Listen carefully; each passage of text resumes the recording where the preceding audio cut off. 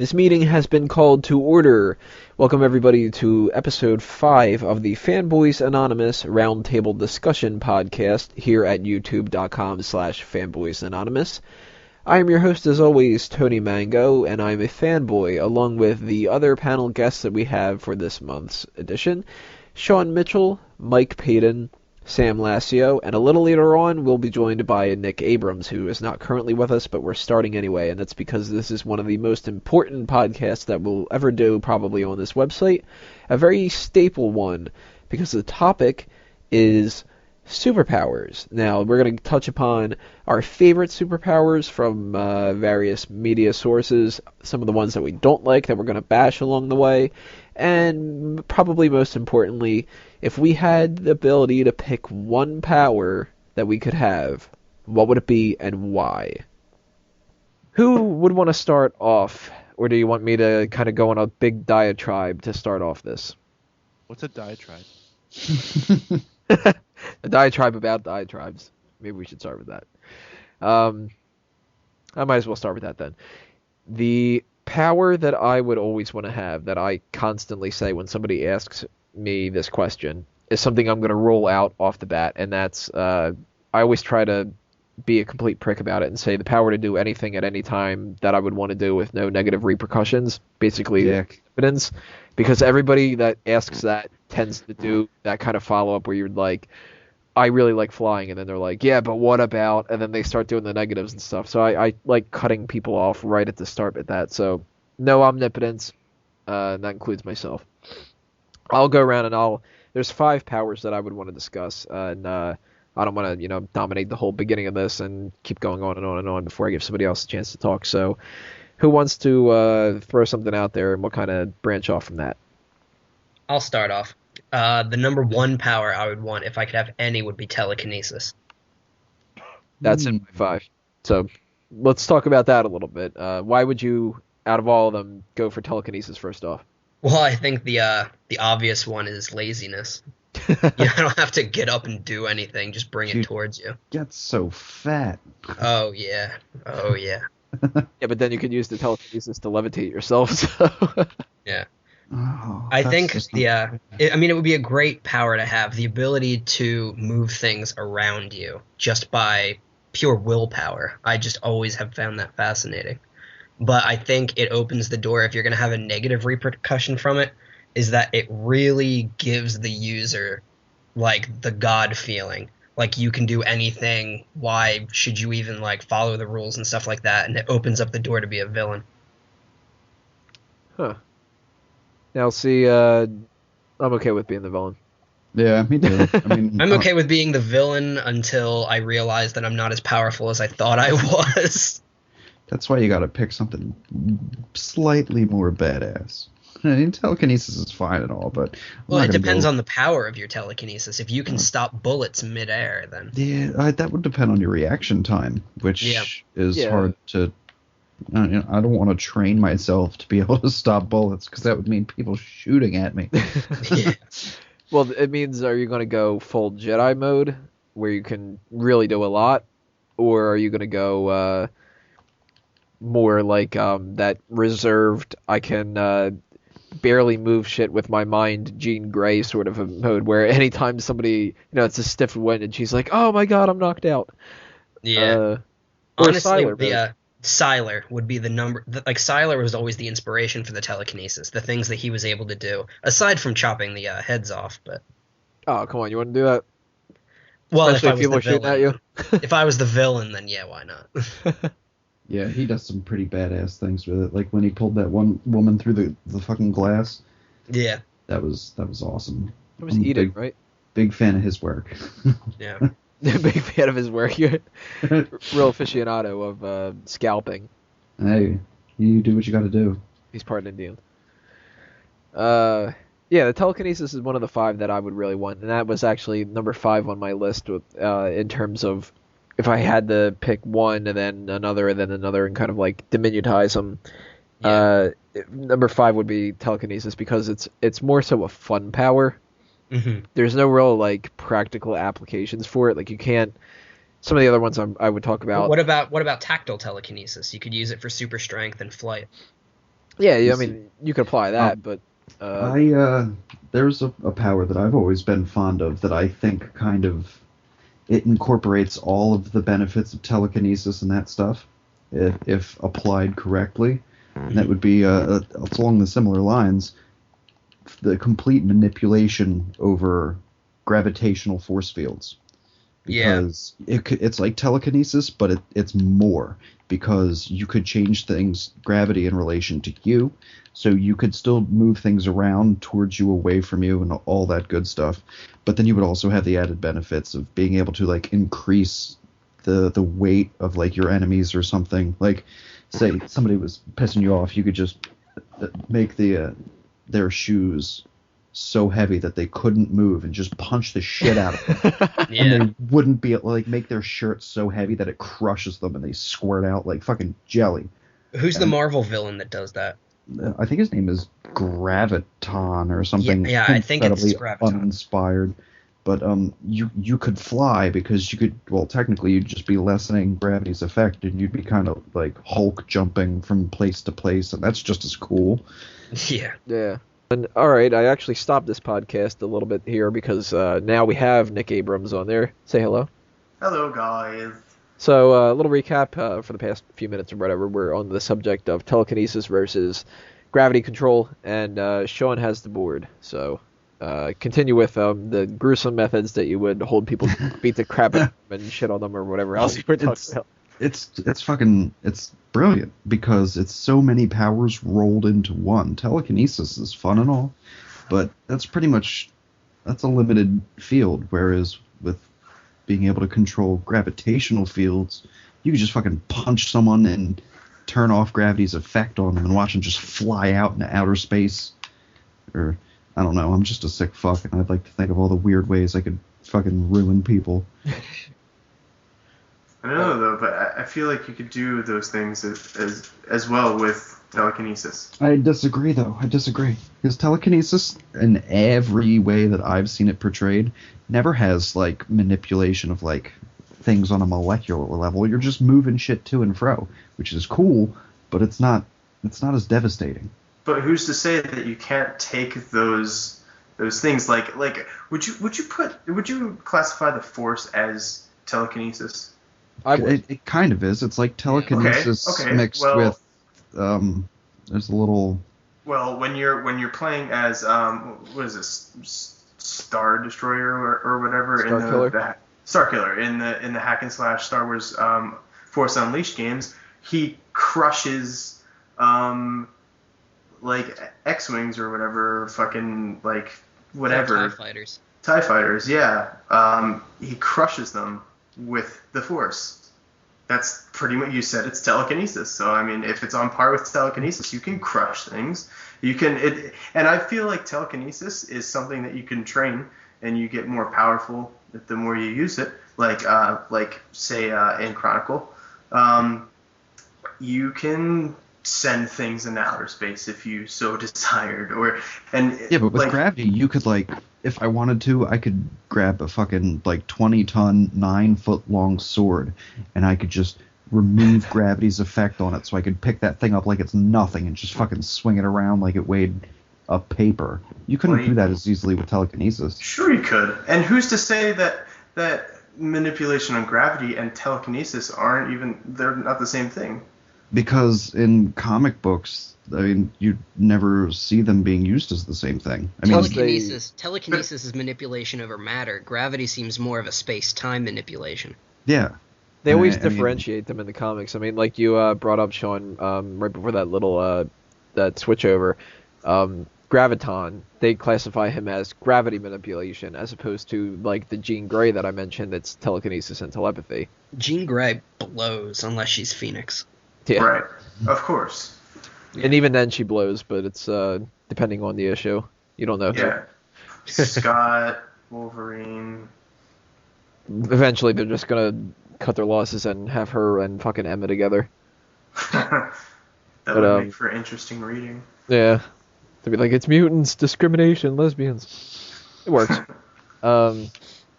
Yeah, the gravity thing though, the one plus for that you don't seem to ever get in telekinesis, as far as through like media is concerned, the gravitational pull creates the black hole factor, and you never really see the telekinetics doing that. So that could be an advantageous thing. Yeah. But then again, that's also something that I personally would not want to have that power because I'd probably fuck something up. So there's a difference between a telekinetic ability to manipulate the bottle of Powerade next to me that I can't reach right now and bringing that to my hand, and then being like, uh-oh, I made a little black hole and now we're doomed. The entire world, or you could suck yourself into the black hole. Yeah, I was about to say that. You could kill yourself with your own power. Right. Yeah, so... and we've seen that happen in Heroes. The guy that made like black holes or whatever. Oh, yeah, he wasn't even gravity. He was like void or something like that. Yeah. That guy was a fucking pussy. That was ridiculous. He was. What a fucking vagina. My family. I'm just gonna go in here now. My home planet needs me. Yeah, they certainly don't need me for a plot point or anything. Heroes, at that point, they were just kind of like, here, throw this, and then abandon it in the next episode. Yeah. So yeah, telekinesis is one of those ones that I've always liked to have, and that's mostly because of the fun factor for it. What do you think about it, Mike? Telekinesis? Yeah. I think it's a boring cliche superpower. Really? You don't even think that there's the fun factor of like how the Jedi can... It's not even a superpower because it's something that us as humans can actually do if we got in touch enough with the world around us. And I'm not even trying to get deep with you. There's people in this world who are doing telekinesis. This is not a superpower. This is a humanistic power. Oh, unless I see it, I don't believe it. It's defined as a superpower if it's super to what an average person can do. Yeah. Well, an average person can do it. They just don't because they don't have the attention span to dedicate themselves to it. This sounds insane to me. I just want to point that out. But that actually applies to a lot of different things. I mean, you could do the whole super strength argument. Some people are stronger than others, and eventually... the human body does have a limit to where you could reach your strength. And then there's, the maximum speeds, and then there's... Flight. Don't forget flight. Yeah, all the humans that are flying around. Yeah. Well, I mean, I'm talking about telekinesis. I thought you were talking about, like, the limits of telekinesis. But... I mean, not to get off like straight from what you were saying. If I could pick my own superpower, it would be telekinesis as well. Because I mean, ever since I was little, I've always wanted to be able to fly. But then we've had many discussions about superpowers over the years, and I've come to decide that I would rather have telekinesis so that I could fly and also do other badass things as well. Yeah, I agree with that. Because, I mean, if you want to fly, there's only a couple ways you can do it. And, I mean, propulsion, how would you propel yourself? You could control the wind. You could control fire and, like, rocket propel yourself. But, like, Superman flying around makes absolutely no sense. So. None. Well, it looks like they're going with the new movie as some kind of, like, a telekinetic ability. Yeah, because he controlled the area around him. It started levitating. You could see like the rocks and the dirt around him like rising up off the ground slowly before he took off and went supersonic. Right. Now that could be a telekinetic thing. It could be a gravitational pull kind of a thing. Yeah. Both could have that kind of a side effect from what we don't know too much about the movie at the point. We'll obviously cover that when it comes down to Man of Steel coming out. Where I'm sure we'll do an entire podcast about it and multiple posts on fanboysanonymous.com. Yeah. But the flight thing, let's talk about flight a little bit. I am somebody who, I classify myself as I don't like transportation. I don't like driving my car. I have no interest in cars. Like, I don't, if somebody says, oh, look at that car, it's a 76 Mustang, I don't fucking care. Like, it could be... I would rather eat like I'm more impressed by like this donut is really good than that's a really expensive car. It really doesn't matter at all to me. And I've never liked driving. It took me forever to learn how to ride a bike because I wasn't even a fan of that. I don't have any interest in boats or airplanes or I never learned how to anti-transportation. Exactly. I never cared about roller skating. none of this matters to me. So flight to me was always something that was the one exception to it. I don't actually like heights, but I don't have like a fear, an irrational fear of heights or anything. I would so much rather fly and be able to do that, obviously save money on gas, than to, just walk and everything else like that. But flight is also one of those superpowers that, to me, is so boring. I mean, you fly a couple times and it's going to get boring after a while. What else are you going to do? It's one of those things where, like, by itself it would be pretty awesome, but if you're in a world full of other people that can do awesome things, it loses a lot of its splendor. Right. Because, I mean, it'd be cool if in the world we live in, if, say, I was the only person capable of flying, it would be fucking awesome because no one else could do it, and I wouldn't be comparing myself to other people, and I wouldn't have to be worried about, defending myself. Well, maybe a little bit, but you know what I mean? Like, against other superpowered individuals. But if you put, like, because if I'm that dude that has wings, if I'm Angel, and then I fucking meet, like, Wolverine, I'm gonna be pissed. Right. I would much rather be able to survive getting thrown out of a fucking airplane than being that dude that can just, work his wings out and fly a couple feet if the thermal vents are right.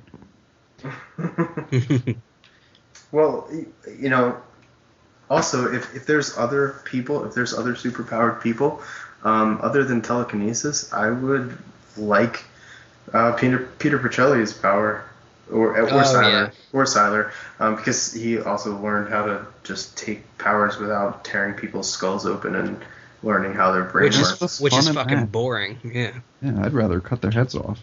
Hey.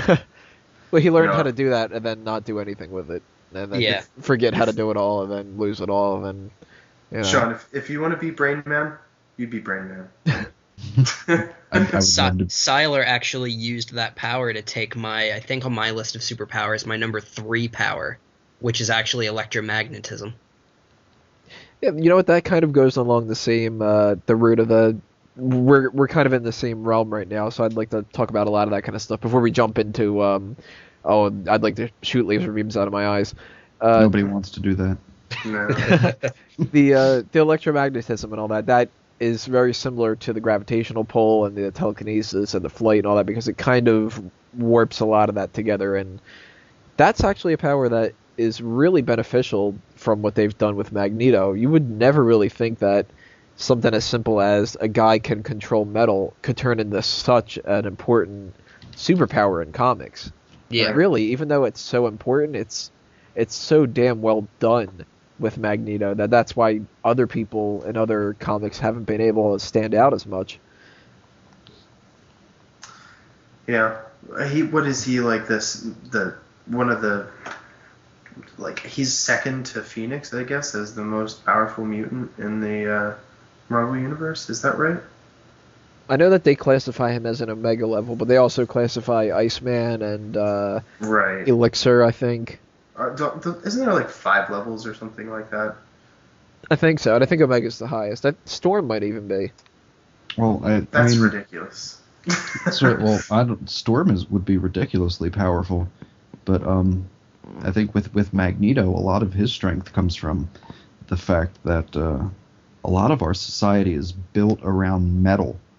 So introducing a character like that with the way society has progressed and given how anything you make in this modern era of any kind of strength whatsoever is going to have metal in it.